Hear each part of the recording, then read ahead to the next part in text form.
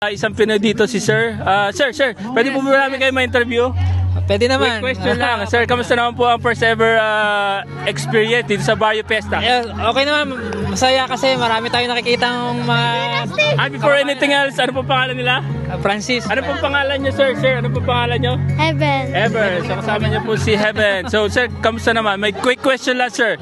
May tatanong lang, quick question lang about sa ating, syempre, mga tungkol sa Pinoy. So, Jollibee or Mang Inasal? Jollibee syempre. Ikaw. Manginasal. Mang Inasal. Pandesal with palaman or plain? Plain, okay na. Plain okay na, ikaw.